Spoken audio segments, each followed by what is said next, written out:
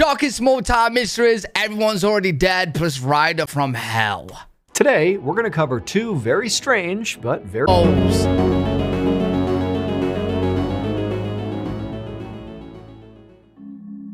One afternoon in the spring of 1990, a young mother tidied up her family's living room in Pingyang Township, which is a small rural community made up of several villages in southern China. And she was almost done when she heard her 3-year-old twin daughters start to cry. And this really caught her off guard, because even though these kids were only 3 years old and 3-year-olds cry, well, her daughters basically never cried. They were like silent all the time. Well, the girls' names were Shi. Wait, isn't that... I'd probably find that weirder. Because, like, kids cry. You know what I'm saying? If a kid never cried, I'd be like, what's wrong with my kid, bro? Tsai and Shi Hongwu. And they'd been really easy babies because they were basically quiet all the time and just wanted to sleep. However, as they got older, their silence became more concerning. All they really wanted to do was just lay around and sleep and do nothing. What, lazy? Even at 3 years old, they hadn't even said their first words yet. So when this mom heard these girls crying, she rushed down the hall to see what was going on. One, just obviously to make sure her kids were okay. Are the batteries in the kids? They sound like they're not fully working, bro. But two, just out of curiosity. This is so uncharacteristic to be making any noise at all. And so the mom, she burst into the nursery and she saw her girls in their crib and they were sobbing hysterically, totally upset. And the mother rushed over and she scooped them up and asked, what's going on? Are you okay? But of course the girls didn't say anything because they didn't speak. They just continued to cry. But the mom, she kind of assessed her kids and couldn't see any injuries. They didn't seem sick.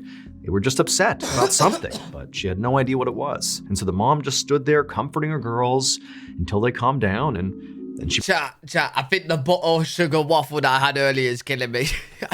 Yo, there's something wrong with my throat, bro. Yo, chat, honestly, hey, listen, to people on YouTube, I had some weird ass waffle earlier. If I collapse on stream or whatever, just look after me, man. She put them back into the crib and they both went to sleep. And that was it. A couple of days later, and the twin girls were back to their normal routine, being totally silent and sleeping for most of the day. And as the girls slept in their nursery, their mom just went around the house doing some housework. And at some point, she walked down the hallway past the girls' bedroom. Now, their door to the nursery was shut, and again, they're just sleeping and being totally quiet. The mom hasn't heard them at all day. And as she's walking down the hallway, she suddenly comes to an abrupt stop right outside the nursery door, because distinctly, she can hear her girls making noise in their room. Okay. But they're making a noise that just doesn't make any sense to the mother. Uh-oh. Hey. You better get some boxes ready, because these kids are going on a first-class flight to a different country that I'm not in. Hey, this is gonna get creepy.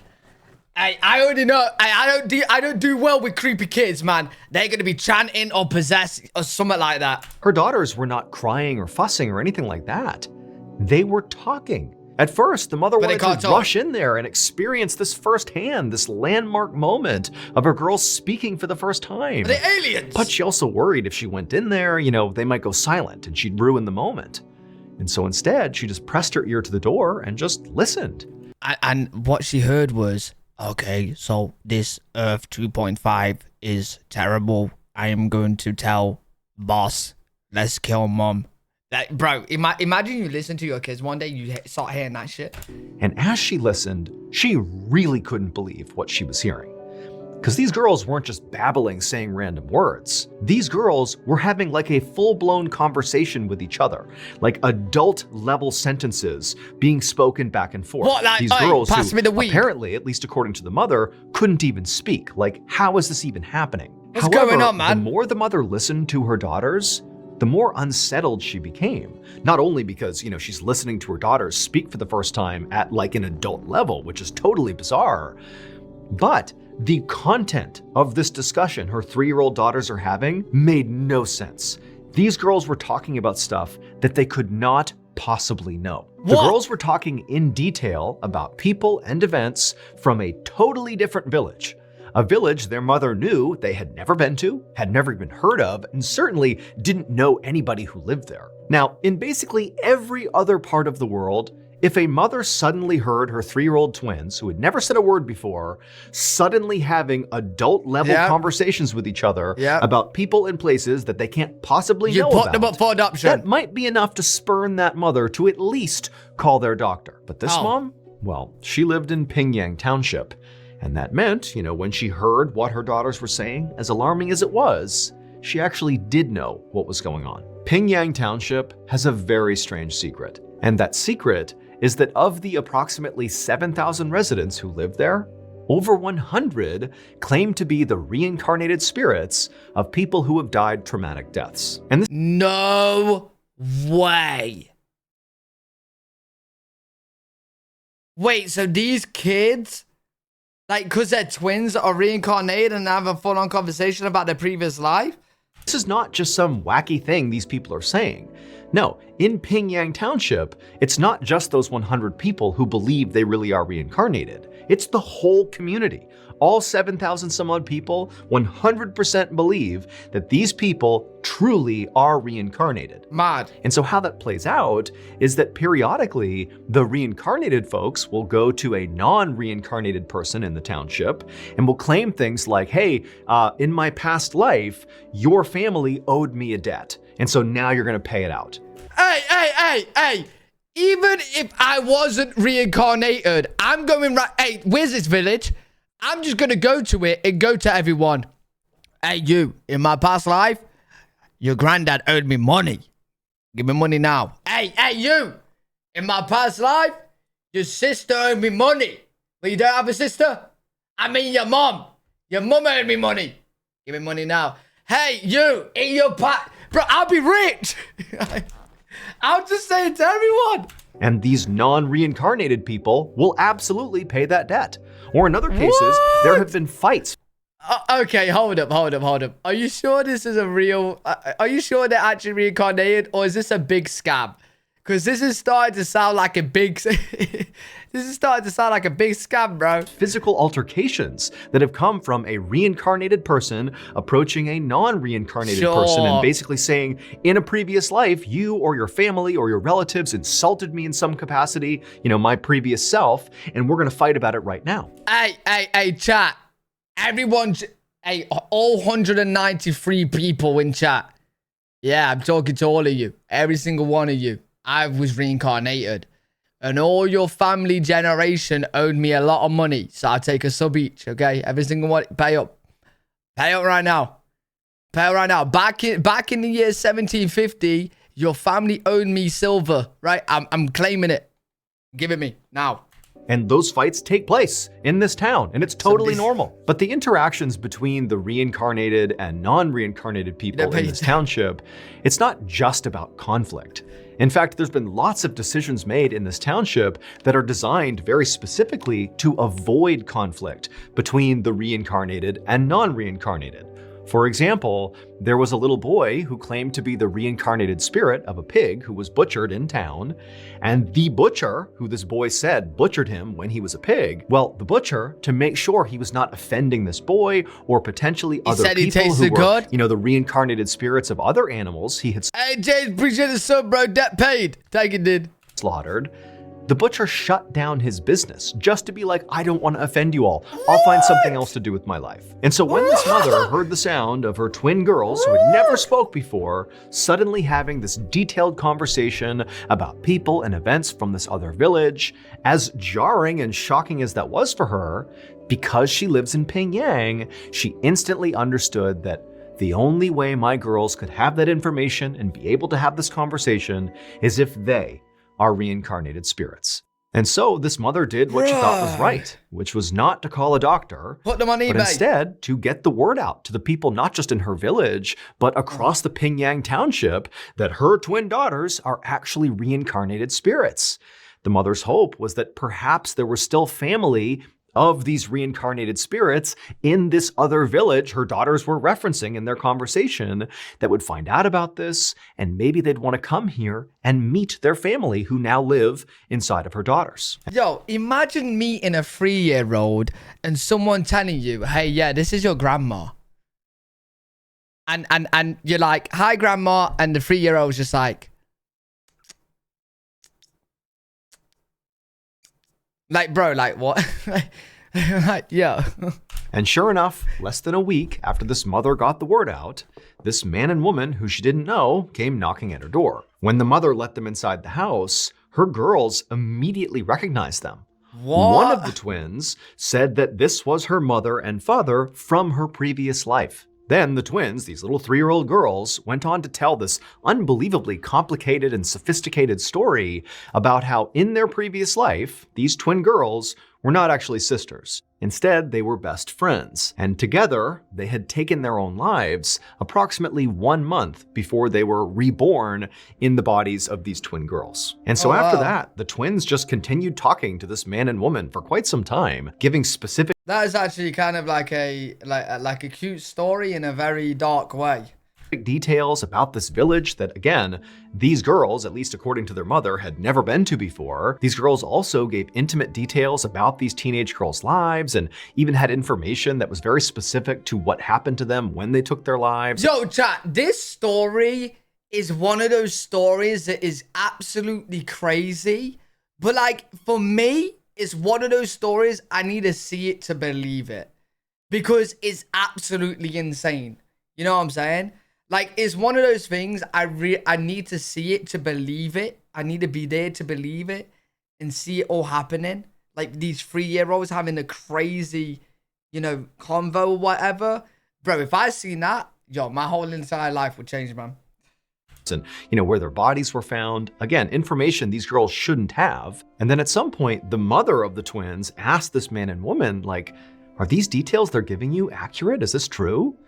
And the man and woman said, yep, it's all true. And then at some point, the twins turned to their biological mother and they told her that the reason they had been silent to this point was because they were trying to keep their reincarnation a secret. And also the reason they slept all the time is because when they slept, they would dream about their previous lives, which they claimed to miss. To this day, no one's ever been able to offer a better explanation for how these twin girls, these toddlers, had such accurate information. Yo, is there any video footage of these 3-year-olds talking in a very detailed conversation? I need to see it, bro. I need to see it. Show me some footage.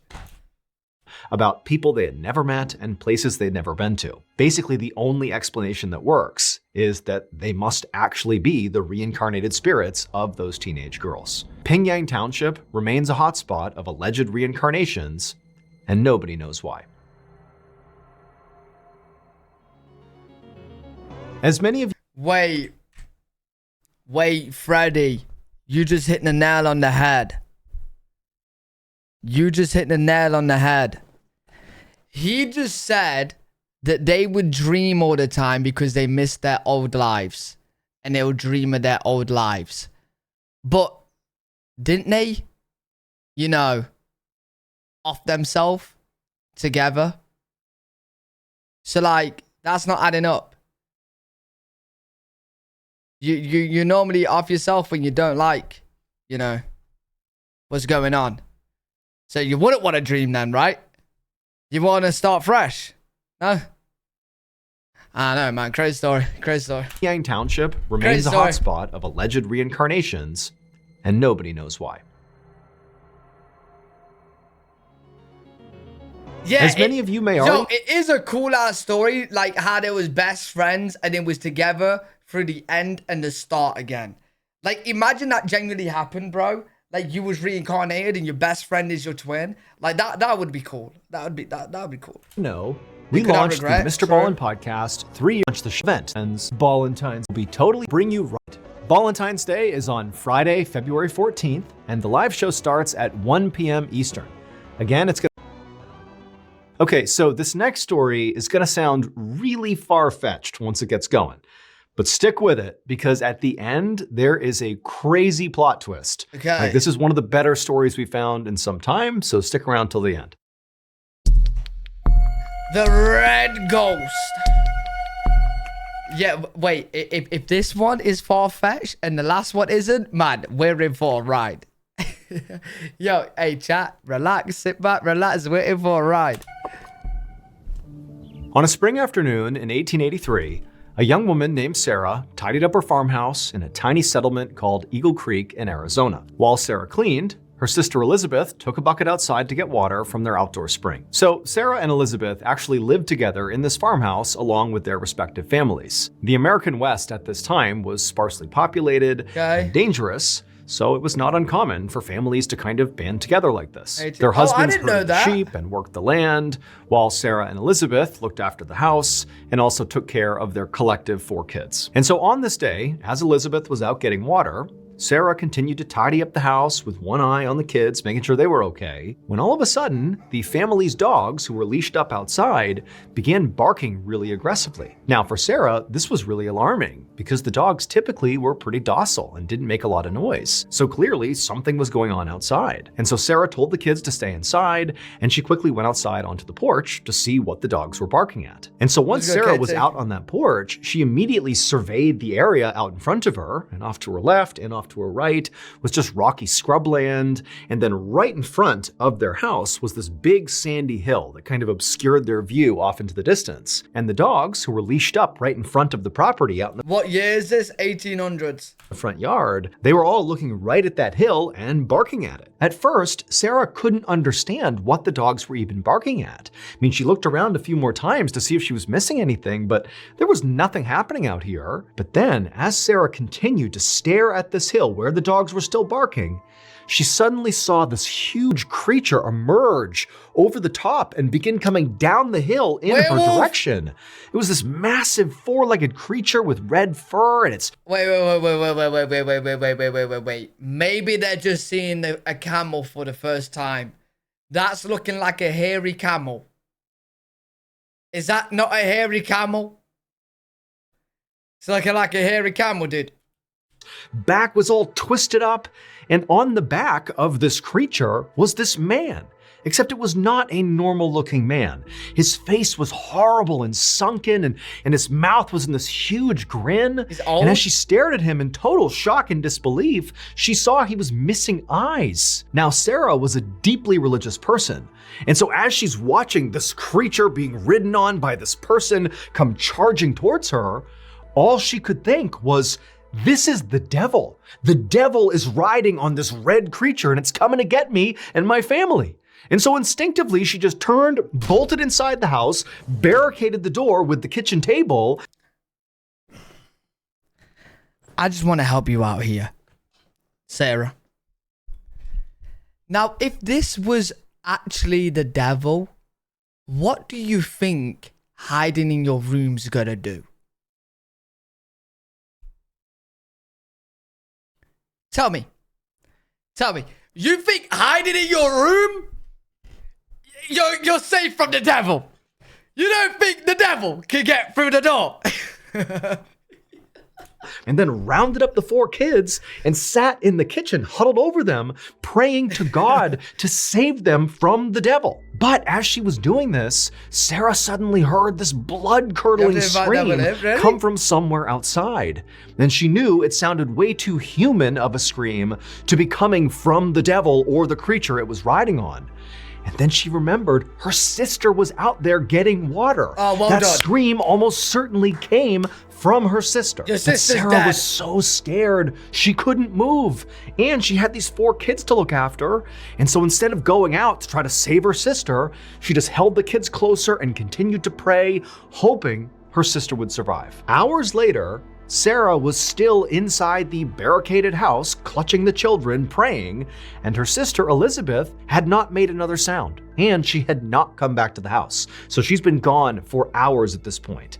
And Sarah feels horrible. All she wants to do is go out there and find her sister, but she just feels like she can't leave her kids, and she knows the devil is out there, so she can't go out there. But just then, she hears footsteps out on the porch, and then she hears the sound of the doorknob turning and then bumping up against the barricade, and Sarah immediately thinks it's the devil. The devil's come back, and so she screams, and the kids are screaming. But then, on the other side of the door, Sarah hears the sound of 2 familiar voices. It was the sound of her and Elizabeth's husbands. They had come back from herding the sheep, and they're calling into her like, hey, what's going on here? Let us in. And so this huge wave of relief came over Sarah. At this point right now, I'm thinking she's just going a bit crazy. rushed to the door, she got rid of the barricade, flung it open, and immediately began sobbing and telling these men about what had happened, about the devil, about hearing that scream, which she believed was Elizabeth. And oh, by the way, Elizabeth is still not back yet, no idea what happened to her. And so the two husbands are immediately so concerned. They have no idea about the validity of the story, but Elizabeth is gone. They have to go find her. And so the two men, they grab their guns and lanterns, and they head off towards the outdoor spring to hopefully find Elizabeth. And so the two men, they began making their way down this path towards the spring. And at first they were walking, kind of keeping their composure. But quickly, as they're calling out for Elizabeth and not getting a response, they just took off running. And as they turned the corner and they finally saw the spring, they also saw Elizabeth. And she was face down on the ground with blood all around her. She was dead. And so as Elizabeth's husband wept over Elizabeth's body, Sarah's husband rode off into town to get the local coroner to come out and investigate to see what happened to Elizabeth. The only thing that seemed fairly obvious about Elizabeth's death, at least to the two husbands, was that Elizabeth looked like she had been trampled to death. There were all these hoof prints all around her when they found her. And so the coroner, he comes out and he looks at the scene, he sees Elizabeth, and he agrees that it looks like she was trampled to death. However, when he examined the hoof prints that were all over the place, they were way too big to be a horse's hoof print. And so the coroner literally said, I can't say she died by being trampled by a horse. This was not a horse. And so the coroner wound up speaking to Sarah, who would tell him all about, how the devil came over the hill on this big four-legged creature that was all red, and she heard the scream, which must have been Elizabeth. And so the devil has trampled her sister to death. That's what happened. Now, the coroner agreed with Sarah that very likely her sister had been trampled to death by something gigantic. However, he didn't believe the actual details of Sarah's story. He did not believe that the devil killed Elizabeth. And so ultimately, because the coroner just couldn't be sure what actually happened to her, he wound up listing Elizabeth's cause of death as just unknown. But the coroner's doubts did not stop the story of the devil from spreading. Before long, basically everybody on the Arizona frontier had heard about the devil and the strange creature he rode, to the point where they were given a nickname. Together, they were called the Red Ghost. Still, most people who heard this story didn't really believe it actually happened. They figured it was kind of a joke or maybe an exaggeration, just sort of lore passed around town. But over the next few years following Elizabeth's death, sightings of the so-called Red Ghost became much more frequent and more strange. Many campers claim to have seen the Red Ghost trotting through the Arizona wilderness. In fact, some of these people claimed that in the middle of the night, the Red Ghost would appear and trample on their tents. One cowboy claimed he got close enough to the Red Ghost that he was able to actually lasso its neck. However, the Red Ghost, in turn, took off so quickly and so powerfully that the cowboy got dragged and had to let go. And so stories Wait, so you're lassoing it and everything, and you can't see what exactly it is? I feel like if it's happening this much, you're gonna know exactly what animal it is. These run-ins with the Red Ghost out in the wild persisted for years, until about a decade after Elizabeth's death, this farmer in eastern Arizona happened to look out his window, and there, standing in his turnip patch, was the so-called Red Ghost. And this farmer had heard all the stories about the Red Ghost, and he had already made up his mind about what he would do if he ever ran into the Red Ghost, and that would be to shoot it. And so what did he do? He grabbed his rifle, he leaned out the window, and he fired. And the Red Ghost crumpled to the ground right in the middle of the turnip patch. Once the creature was down, the farmer rushed outside and ran up to the carcass to finally see what the heck the Red Ghost was, what was causing all these stories to spread over so many years. And when he got out there and actually looked down at the Red Ghost, he knew immediately that all the stories about this creature had been wrong. It would turn out the Red Ghost was not the devil riding some supernatural monster. What? No, chat, there's no way. Chat, how many of you guys were certain it was a devil and a monster? How many? Because I'm blown away. I literally can't speak right now, man. I can't believe it. Instead, the Red Ghost was a combination of two very mortal beings. The first of these two beings was a creature that, if you saw it today, you would know what it was. But for folks in Arizona in the late 1800s, they would have no way of knowing what this creature was. They had never seen it before. It had red fur, a long neck, and a humped back. It was a camel. It had been brought Yo, hey, this is why I would be the best cowboy of all time, chat. Bro, literally 2 seconds into the video. This is why I'm the best detective. 2 seconds into the video, I said camel. 2 seconds in. Camel. To the United States from the Mediterranean to help haul supplies through the western frontier, and it had escaped captivity. But this camel alone was not responsible for scaring the people of Arizona. What terrified the people of Arizona and created the legend of the red ghost was the rider of the camel. When Sarah saw the rider on the camel, at first she thought it was a person. Eyes. But when she looked more closely, she saw they didn't have eyes and they had this disgusting toothy grin. It's a koala. They just couldn't be human to her. And so she had decided this must be the devil. But it would turn out her first instinct was right. This was a person. There was a person on the back of that camel. The devil on the back of the camel was a man's decomposing corpse. And because he was a decomposing corpse, his flesh and eyes had rotted from his face, making it look like he had no eyes and gave him this huge toothy grin because there was no flesh there. Now, we don't know who this man was or how exactly he died. What the fuck? All we know is at some point he was riding this camel escaped, he died and somehow didn't fall off, and his dead body remained in an upright seated position on this camel. What? And then this camel just... Yo, is he glued onto the fucking camel? Is he glued on?